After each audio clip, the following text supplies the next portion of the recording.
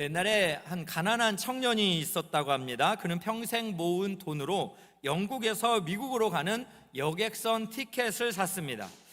배를 타고 항해를 하는 내내 다른 승객들은 식당에서 맛있는 음식을 먹고 있는데 이 청년은 돈이 없어서 식사비를 낼 수 없을 것 같아서 본인이 가져온 건빵 몇 조각으로 그렇게 끼니를 때우고 있었습니다. 배가 이제 목적지에 거의 도착했을 무렵에 더 이상 배고픔을 참을 수 없어서 이제 청년은 용기를 내어서 선원에게 부탁을 합니다. 제발 나에게 좀 밥을 먹을 수 있게 해달라고. 그랬더니 이 선원이 깜짝 놀라면서 이런 말 합니다. 아니, 왜 식사를 안 하셨어요? 배 티켓에는 이미 모든 식사비가 포함되어 있는데.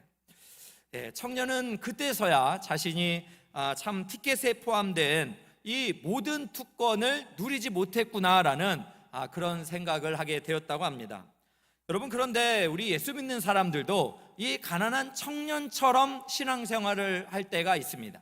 가난한 청년의 이 뱃삭에는 식사비도 이미 다 지불이 된 것인데, 이처럼 우리가 예수 그리스도를 믿는 사람들 안에는 성령이 우리와 함께 하시면서 성령과 함께하는 신앙생활, 즉 하나님의 자녀로서 많은 것을 누리면서 풍족한 삶을 살 수 있는데, 이 가난한 청년처럼 그저 자기 손에 있는 건빵 몇 개 먹으면서 끼니를 때우는 정도의 신앙생활을 하는 분들이 꽤 있기 때문입니다.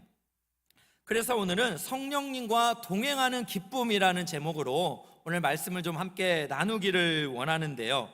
여러분, 우리가 잘 알고 있는 것처럼 하나님은 한 분 하나님이시고 성부와 성자와 성령 삼위로 존재하심을 우리는 계시의 말씀을 통해서, 즉 성경을 통해서 알고 있습니다.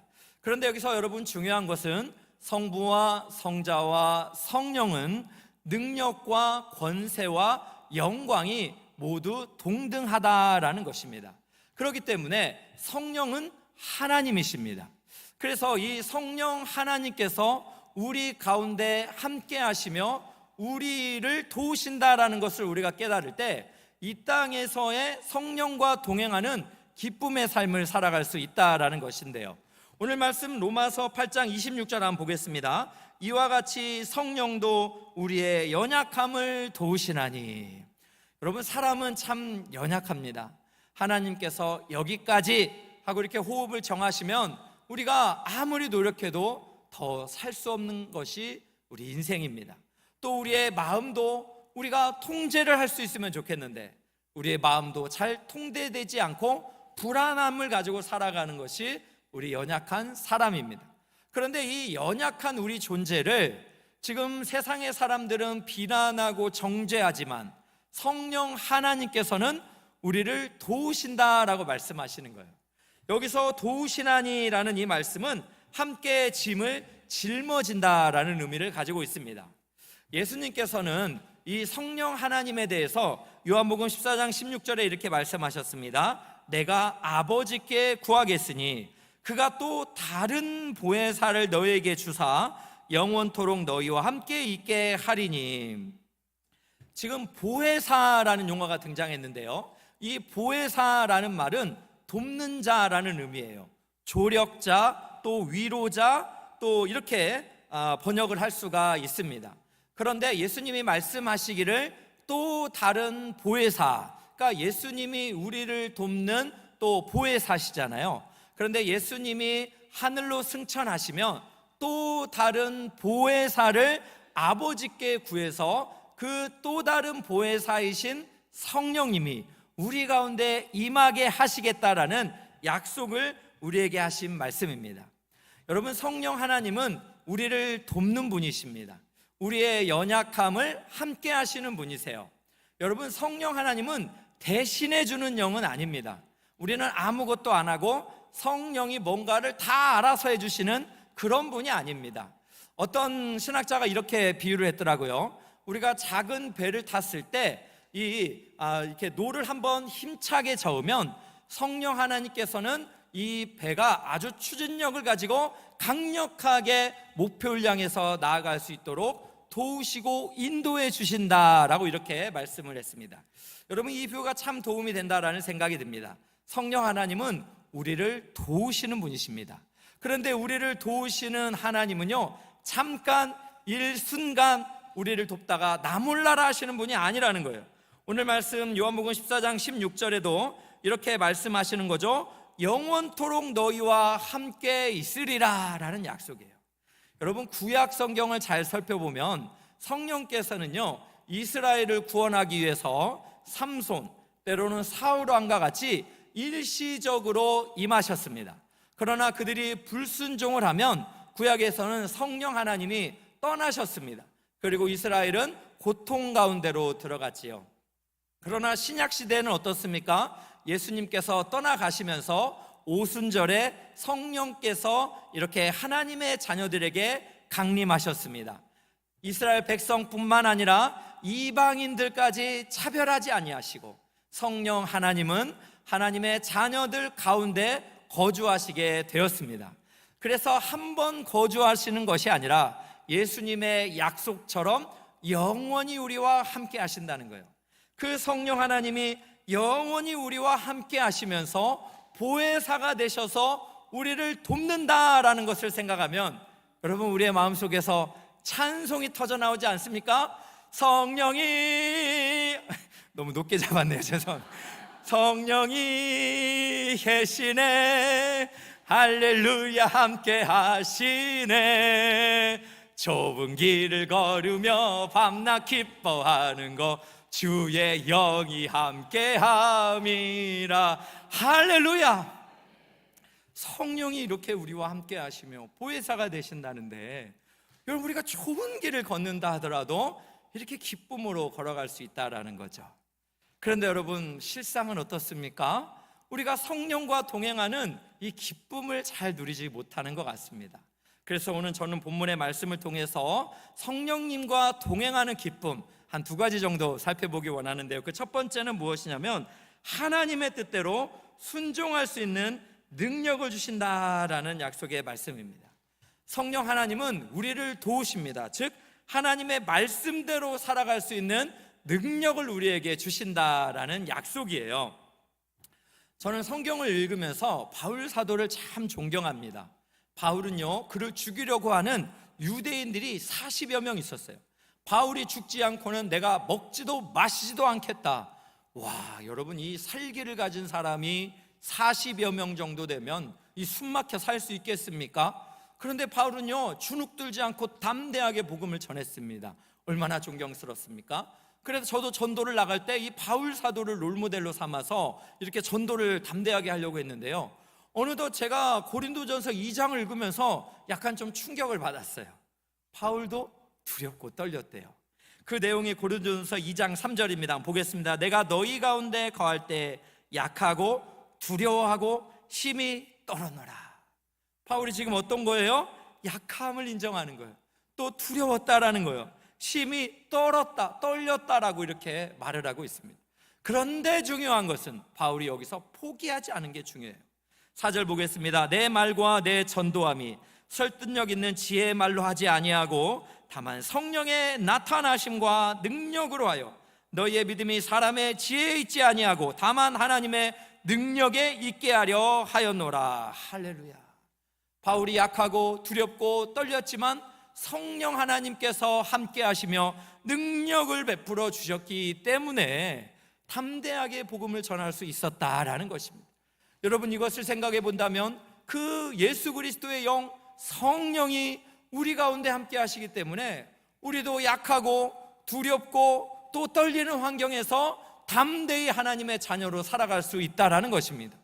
그래서 여러분, 예수님께서는 승천을 하시면서 사도행전 1장 8절에 제자들에게 이런 말씀을 하셨습니다. 오직 성령이 너희에게 거하시면 너희가 권능을 받고, 여기서 여러분, 이 권능이라는 것은 어떤 단어입니까? 헬라어로 두나미스라는 단어예요. 이 단어는 영어 다이너마이터의 그 어원이 되고 있습니다. 그렇기 때문에 이 두나미스, 이 권능이라는 단어의 뜻은 무엇입니까? 잠재적인 힘, 폭발적인 힘, 초자연적인 능력입니다. 아주 역동적인 힘을 이야기하고 있습니다.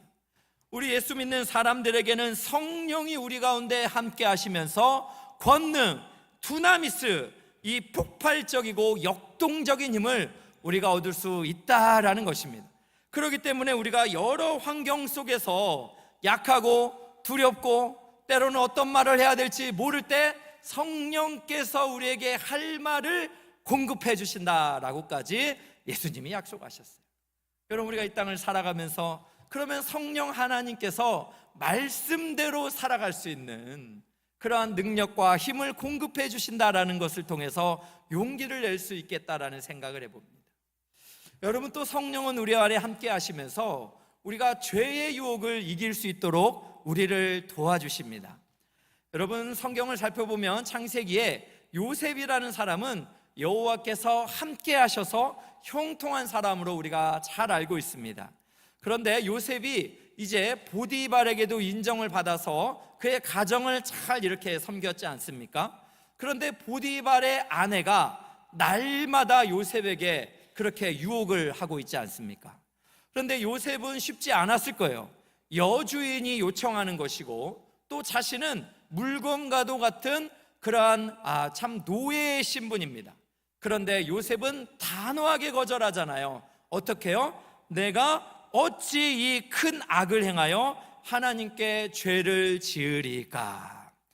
여러분, 이렇게 하나님과 함께하는 사람, 성령이 우리 가운데 내주하시는 사람은 죄의 유혹 가운데 성령께서 우리에게 말씀하시는 거예요. 그래서 그 죄와 손잡지 않도록 우리가 그 죄에서부터 단호하게 떠날 수 있도록 우리에게 능력을 베푸신다라는 것입니다. 여러분, 예수님은 성령을 향하여 진리의 영이라고 이렇게 말씀하셨습니다. 우리를 진리 가운데로 인도하신다 약속하셨습니다. 그렇기 때문에 우리는 이 땅에 살아가면서 하나님의 말씀대로 살아갈 수 있는 능력을 우리 하나님께서 공급해 주신다라는 것을 믿으시기를 바랍니다. 이것을 확인해 볼 수 있는 말씀이 로마서 8장 4절이에요. 세번역 성경으로 보시면 그것은 육신을 따라 살지 않고 성령을 따라 사는 우리가 율법이 요구하는 바를 이루게 하시려는 것입니다. 근데 육신이 아니라 성령을 따라 사는 우리가 율법이 요구하는 바, 즉 성경이 말씀하시는 바를 성령 하나님께서 우리에게 계시기 때문에 우리가 능히 살아낼 수 있다는 거예요. 여러분, 예수님께서는 이 땅에 공생애로 함께 하실 때 율법의 모든 말씀을 완성하셨습니다. 율법의 모든 말씀을 이루셨습니다.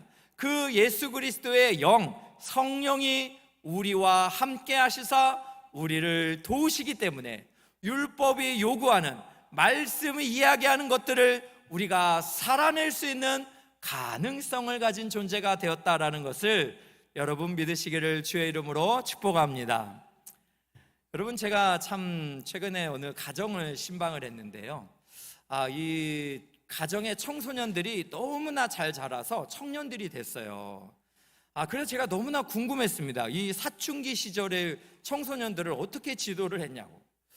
저도 이제 아이들이 사춘기가 다가오니까 사춘기에 부모님들이 굉장히 존경스럽고 이 시간을 보내신 우리 부모님들이 얼마나 대단하신가 이런 생각이 듭니다. 그래서 제가 궁금함을 가지고 물어봤어요. 그랬더니 집사님이 이렇게 말씀하시는 거예요. 본인은 자녀들에게 어렸을 때부터 이렇게 이야기를 했다고 합니다. 우리 집은 사춘기 없다. 네. 우리 집은 사춘기 같은 거 없다. 그러니까 그런 거 하려고 하지 마라. 그렇게 이야기를 했대요. 그러면서 이 집사님하고 이야기를 하면서 제가 놀란 건 뭐냐면 이 자매가 이렇게 같이 있었는데 이 자매들이 서로 이렇게 싸움을 하게 되면 우리 집사님께서 산상수훈이죠. 마태복음 5장에서 7장까지를 이렇게 아이들 둘을 불러가지고 1시간 동안 가르친대요. 그러면 이 자매들이 이 말씀에 크게 감동을 받았는지 아니면 이 1시간을 버티기가 힘들었는지 아이들이 마음이 회복되어져서 또 이렇게 허깅도 하고 회복이 되었다라는 거예요. 제가 도전을 받은 건 이 집사님께서 이 산상수훈을 아이들로 하여금 암송을 시켰대요. 그래서 청소년 시기에 이것을 암송하면 핸드폰을 사주는 그런 일들을 했고 실제로 애들도 무슨 정신인지 모르지만 이거를 암송해서 핸드폰을 그때 얻었다, 이런 이야기를 했습니다. 여러분, 저는 이 이야기가 참 너무 정겨웠습니다. 이 집사님께서 담대하게 선포한 거죠. 우리 집 사춘기 없다. 네, 여러분, 이것을 우리가 믿는다면 성령이 내주하시는 사람은 이제 우리 핑계대면 안 됩니다. 우리가 가끔 이런 말들 하잖아요. 목사님, 마음은 원이로되 육신이 약하여 제가 그렇게 못 살았습니다, 이런 말들 하잖아요. 그러나 성령이 우리와 함께 하시고 율법의 요구, 말씀을 살아낼 수 있는 능력을 공급해 주신다는 것을 믿는다면 이제는 우리가 핑계대지 않습니다. 이제는 우리가 죄 짓는 것을 싫어하는 거예요. 여러분, 아무도 보지 않을 때 당신은 누구입니까? 라는 책 제목이 있잖아요. 여러분, 우리가 아무도 보지 않아도 성령 하나님이 나를 어떻게 생각하실까? 이런 생각을 한다면요, 성령과 함께하는 사람은요, 죄가 싫어집니다. 죄가 멀어지는 거예요. 그래서 이제는 육신을 따라 죄를 섬기는 것이 아니라 거룩한 영인 성령을 따라 우리가 그렇게 하나님의 뜻대로 살아가기를 기뻐한다는 것이죠. 그래서 다윗은요, 우리가 시편을 보면 하나님께 기도하잖아요. 주의 성령을 내게 거두지 마옵소서.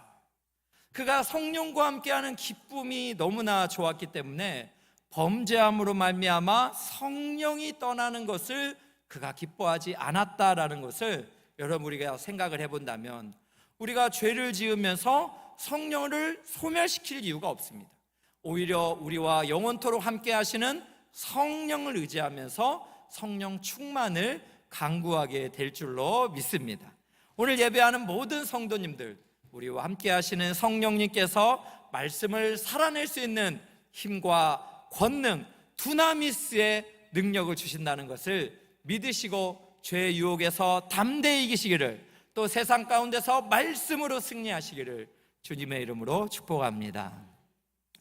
두 번째로 여러분, 성령님과 동행하는 기쁨이 있습니다. 그것은 뭐냐면 하나님의 뜻대로 기도할 수 있는 능력을 주신다라는 말씀입니다.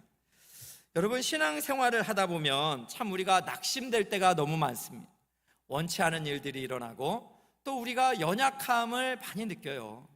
또 우리가 죄에서 또 무너질 때도 있잖아요. 네, 우리가 이렇게 약할 때입니다. 그런데 여러분, 세상 사람들 위해 연약함을 보고 손가락질하고 또 실망했어 비난에 정죄를 하지만 성령은 우리를 돕는데 어떻게 돕습니까? 우리를 위해 기도하신다. 어떻게요? 말할 수 없는 탄식으로. 오늘 말씀 26절 보겠습니다. 이와 같이 성령도 우리의 연약함을 도우시나니 우리는 마땅히 기도할 바를 알지 못하나 오직 성령이 말할 수 없는 탄식으로 우리를 위하여 친히 간구하시느니라. 여러분, 기도조차 나오지 않는 그런 힘든 때를 경험한 적 있으세요? 자신에게 너무 실망하고 또 자신의 능력 없음에 연약함을 인정하며 골방에서 그렇게 꺼이꺼이 울어보신 적 있으세요? 그때 성령께서 우리를 위해서 기도해 주신대요. 우리는 기도를 어떻게 할지를 알지 못하지만 성령이 말할 수 없는 탄식으로, 여러분, 이 탄식이라는 헬라어 단어는 무엇입니까? 신음, 한숨이라는 표현이에요. 깊은 고통과 간절한 소망을 담은 단어입니다. 성령 하나님께서 우리를 공감하시면서 우리와 같이 깊은 고통을 겪으면서 간절한 소망으로 탄식하시고 신음하신대요. 그것도 말할 수 없는 탄식, 말로 표현할 수 없는 탄식으로 우리를 위하여 중보기도해 주신다라는 말씀. 여러분, 이것은 성령의 완전한 중보기도를 말씀하셔요. 우리를 위해서 기도해 주시는 누군가가 있을 때 얼마나 위로가 됩니까? 우리 교회에는 중보기도 부분들이 얼마나 기도를 해 주십니까? 감사합니다. 또 금요기도에 모이면 우리 성도님들이 어떻게 간절히 기도하는지 감사가 됩니다. 또 우리 다락방의 순장님들, 또 성도님들 함께 기도해 주시는 누군가가 있다는 게 우리에게 참 위로가 되고 살맛이 납니다.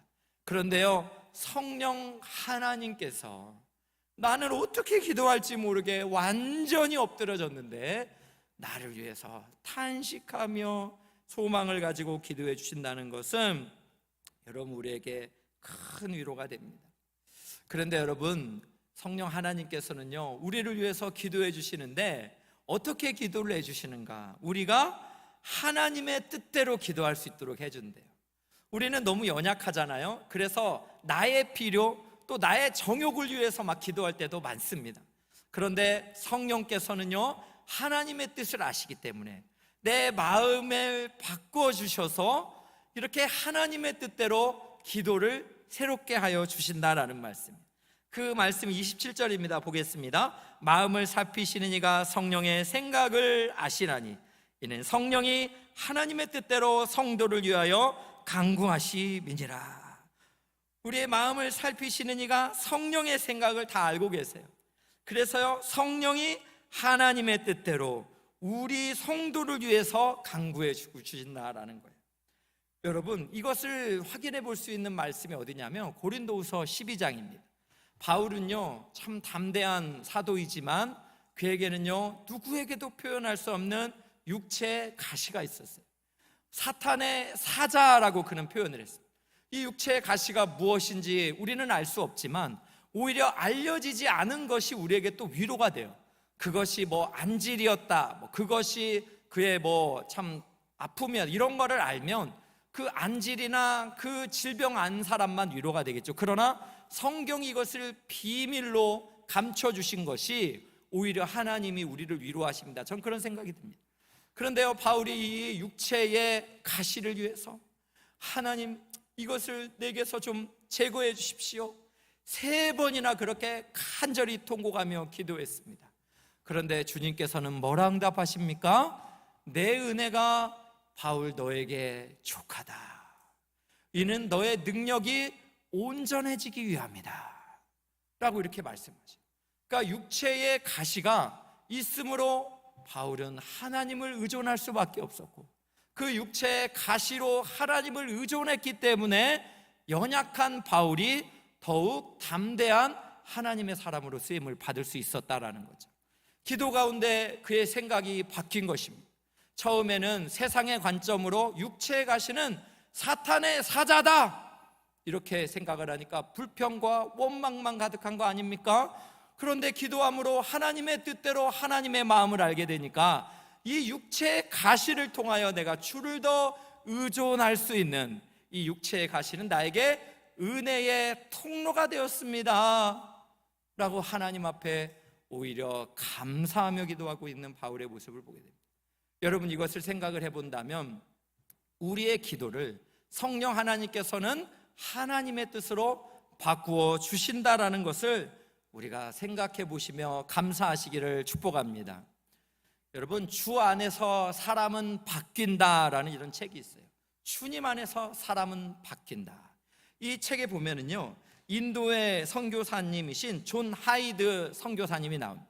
이분은 기도를 열심히 하는 분이었대요. 그런데 인도에 한 이름 모를 무명의 또 선교사가 오셨는데 이 선교사님을 보니까 이제 하이드 선교사님이 화가 난 거예요.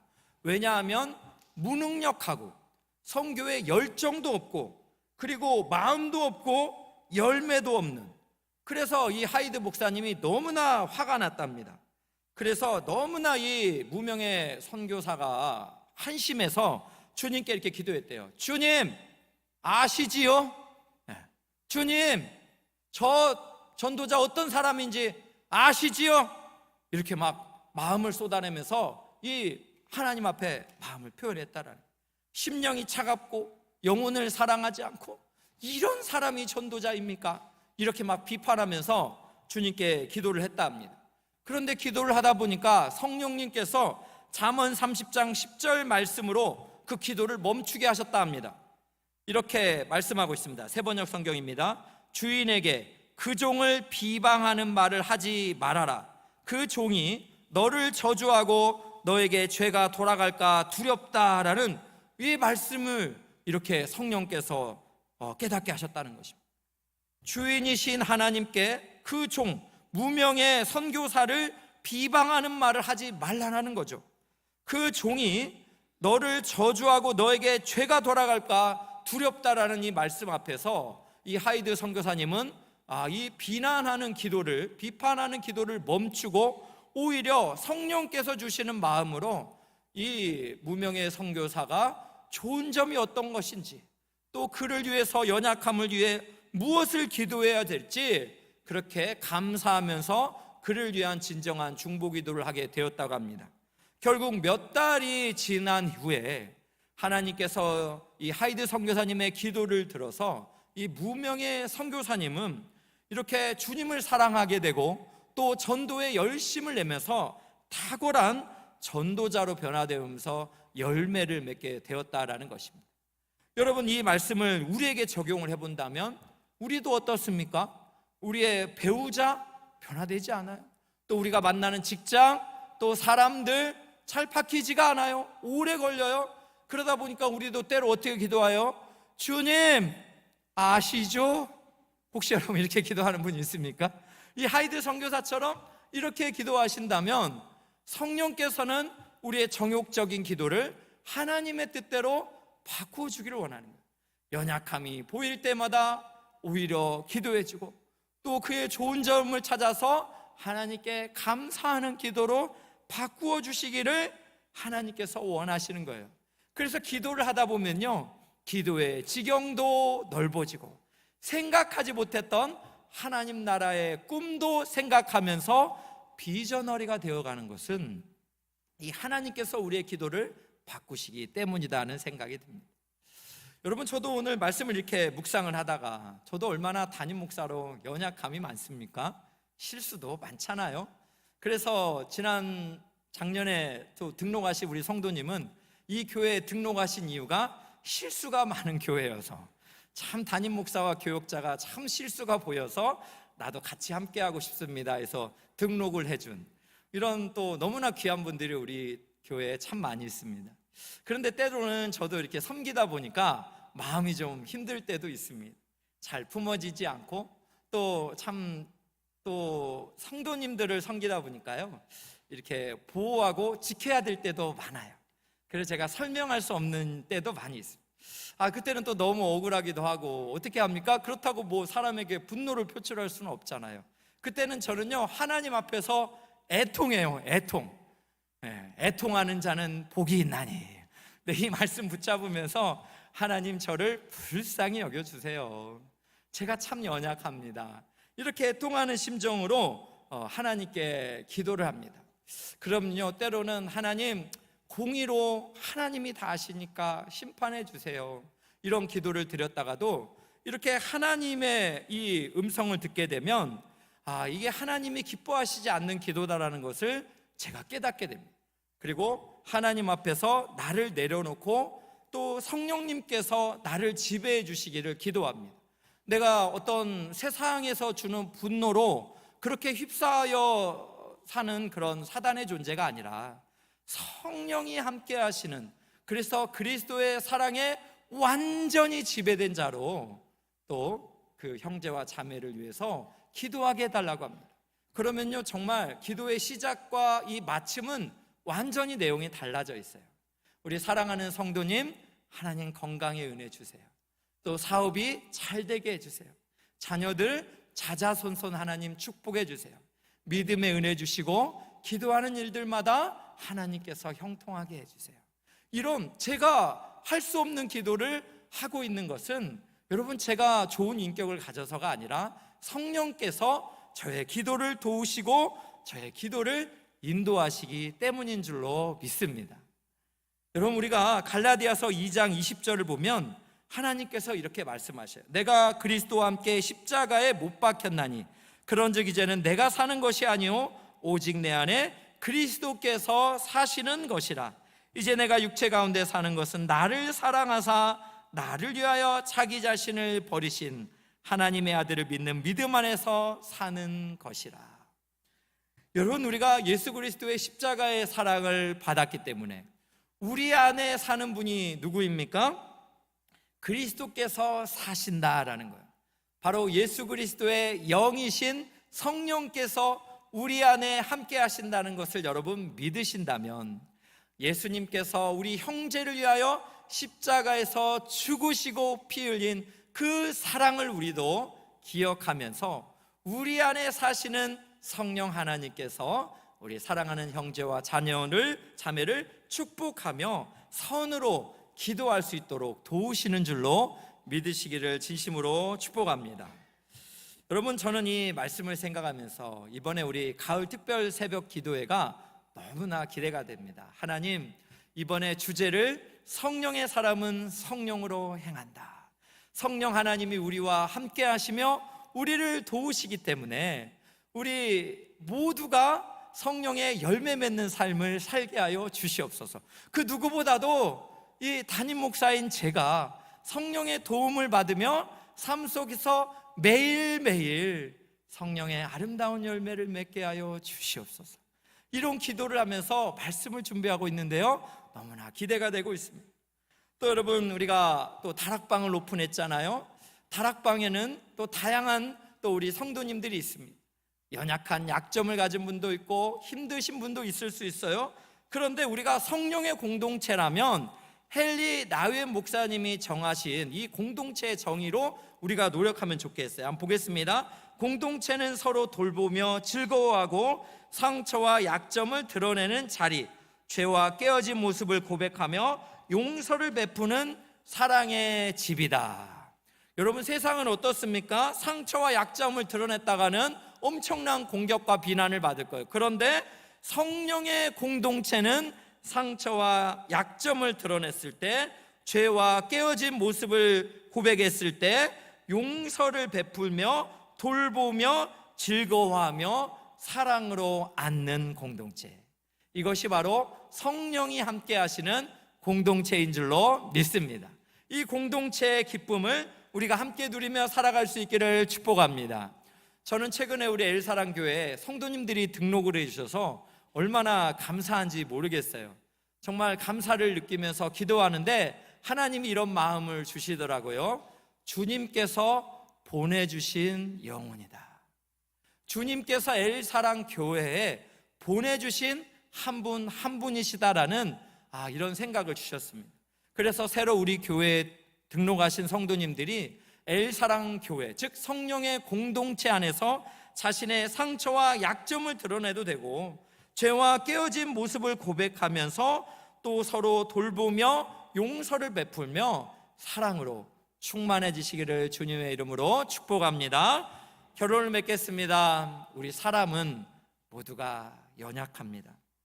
그러나 성령 하나님께서는 연약한 우리를 도우시고 우리와 영원토록 함께 하십니다. 우리가 말씀으로 살아갈 수 있는 능력을 베풀고 죄의 유혹에서부터 단호하게 떠날 수 있는 힘을 공급해 주십니다. 또한 우리의 기도를 도우십니다. 우리가 낙심하고 절망해 있을 때 우리를 위하여 말할 수 없는 탄식으로 기도를 도와주시고 또 우리의 기도가 하나님의 뜻대로 변화되어 기도할 수 있도록 우리에게 기도를 바꾸어 주십니다. 오늘 예배하는 귀한 성령 하나님을 모신 성도 한 사람 한 사람, 우리 성도 여러분, 성령을 충만함으로 이 성령의 도우심을 받아 삶 속에서 승리하시고 형통하시기를 주의 이름으로 축복합니다.